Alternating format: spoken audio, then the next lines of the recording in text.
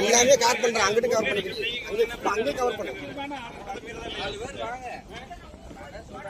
அவங்க வந்து தம்பி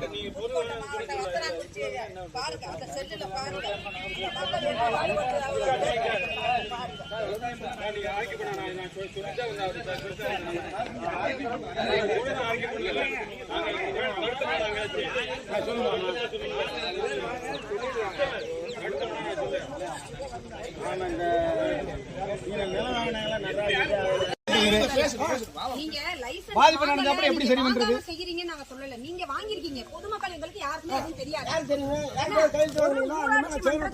ஒரு விஷயம் வருது அப்படின்னா நீங்க மக்கள்கிட்ட சொல்லிருக்கணும்.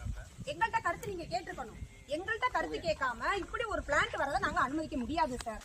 சரிங்களா? நீங்க வந்து சுற்றுச்சூழல்ல வாங்கியிருக்கலாம், தீயணைப்பு துறையில வாங்கியிருக்கலாம், எல்லாத்தையும் நீங்க வாங்கியிருக்கலாம். ரெட்டியார் சத்திரத்திலையும் தென்னம்பட்டியிலையும் இதே மாதிரி தார் பிளான்ட் போட்டிருந்ததா மக்கள் வந்து எங்களுக்கு பிரச்சனைன்னு சொல்லி அங்கேருந்து எடுத்துட்டு வந்து இப்போ எங்கள் கிராமத்தில் போடுறாங்க. பக்கத்துலேயே குளம் இருக்குது, குளத்தடி நீர் மாசுபடுது. இந்த நீர் வந்து எங்கள் பஞ்சாயத்துலேருந்து 4 ஊருக்கு தண்ணி போயிட்டு இருக்குது. எங்கள் பஞ்சாயத்து சிறுசாக இருந்தாலும் எங்கள் ஊரில் இருந்து தான் மற்ற ஊருக்கு தண்ணி போகுது. இதனால் தண்ணி மாசுபடும். குழந்தைங்க வந்து குளத்து வரைக்கும் வெளியில் போகிறாங்க, விளையாட போகிறாங்க. இப்போ குளத்தை பூரா ஓடையை பூரா பறித்து போட்டிருக்காங்க. பிள்ளைங்க மாடு ஆடு எல்லாம் போய் கீழே விழுந்துட்டா கூட அது தெரியாது.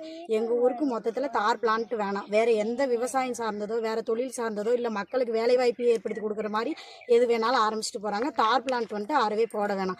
அவங்க சொல்றாங்க 500 மீட்டருக்கு மேலே தான் ஏர் பொல்யூஷன் வந்து இது பாதிப்பு ஏற்படும், அதுக்கு வந்து ஏற்படாதுங்கிறாங்க. காற்று வந்து 500 மீட்டருக்குள்ளே தான் அடிக்குங்கிறத நம்ம வந்து சொல்லவே முடியாது. அவங்க ஏர் மாய்ச்சர் வச்சு செக் பண்ணிட்டு ஆர்டர் வாங்க வரைக்கும் ஓட்டிட்டு ஆர்டர் வாங்கினதுக்கப்புறம் அது ஒரு நாள் ஓடாட்டியோ இல்லை சப்போஸ் அவங்க வந்து நிறுத்தி வச்சிட்டாலும் அது வந்து மக்களுக்கு தெரியாது. அதனால எங்களுக்கு போட்டு செக் பண்ணுற வேலை வேணாம், போடவே வேண்டாம் மொத்தத்தில்.